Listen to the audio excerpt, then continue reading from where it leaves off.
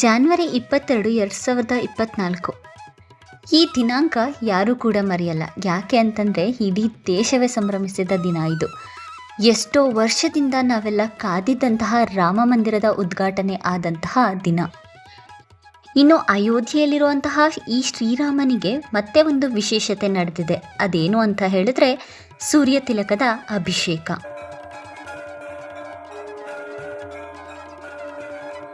ಹೌದು, ಈ ವಿಶೇಷ ದಿನದಂದು ರಾಮನ ಹಣೆಗೆ ಸೂರ್ಯನ ತಿಲಕದ ಅಭಿಷೇಕ ಮಾಡಲಾಯಿತು.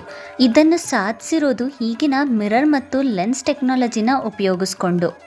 12 ಗಂಟೆಗೆ ಶುರುವಾದಂತಹ ಈ ಸೂರ್ಯ ತಿಲಕದ ಅಭಿಷೇಕ ಸುಮಾರು 3ರಿಂದ 3.5 ನಿಮಿಷಗಳ ಕಾಲ ನಡೆಯಿತು. ರೂರ್ಕಿಯ ಸೆಂಟ್ರಲ್ ಬಿಲ್ಡಿಂಗ್ ರಿಸರ್ಚ್ ಇನ್ಸ್ಟಿಟ್ಯೂಟ್ನ ವಿಜ್ಞಾನಿ ಮತ್ತು ನಿರ್ದೇಶಕ ಪ್ರದೀಪ್ ಕುಮಾರ್ ರಾಮಚರ್ಲಾ ಅವರು ಇಲ್ಲಿ ಉಪಯೋಗಿಸಿರುವಂತಹ ಟೆಕ್ನಾಲಜಿ ಆಸ್ಟ್ರೋಮೆಕ್ಯಾನಿಕಲ್ ಸಿಸ್ಟಮ್ ಅಂತ ತಿಳಿಸಿದ್ದಾರೆ. ಹಾಗಿದ್ರೆ ಏನು ಈ ಆಸ್ಟ್ರೋಮೆಕ್ಯಾನಿಕಲ್ ಸಿಸ್ಟಮ್? ಈ ಸಿಸ್ಟಮಲ್ಲಿ 4 ಕನ್ನಡಿಗಳು ಮತ್ತು 4 ಲೆನ್ಸ್ಗಳನ್ನ ಉಪಯೋಗಿಸಲಾಗಿದೆ. ಈ ಮಿರರ್ ಮತ್ತು ಲೆನ್ಸ್ಗಳನ್ನ ಪೈಪಿಂಗ್ ಸಿಸ್ಟಮ್ ಒಳಗಡೆ ಅಳವಡಿಸಲಾಗಿದೆ. ಮತ್ತು ಟಿಲ್ಟಿಂಗ್ ಮೆಕ್ಯಾನಿಸಮ್ನ ಯೂಸ್ ಮಾಡಿ ಸೂರ್ಯನ ಕಿರಣ ಏನಿದೆ ಅದನ್ನು ಕನ್ನಡಿಯ ಮೂಲಕ ಶ್ರೀರಾಮನ ಹಣೆಯನ್ನು ಸ್ಪರ್ಶಿಸಲು ಉಪಯೋಗಿಸಲಾಗಿದೆ.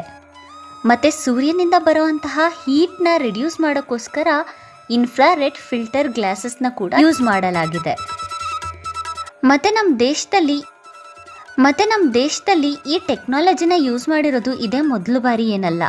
ಸೂರ್ಯ ತಿಲಕ ಮೆಕ್ಯಾನಿಸಮ್ನ ಆಲ್ರೆಡಿ ಕೆಲವು ಜೈನ ದೇವಾಲಯಗಳಲ್ಲಿ ಮತ್ತು ಕೊನಾರ್ಕಲ್ಲಿ ಇರುವಂತಹ ಸೂರ್ಯ ಟೆಂಪಲ್ನಲ್ಲಿ ಕೂಡ ಮಾಡಲಾಗಿದೆ.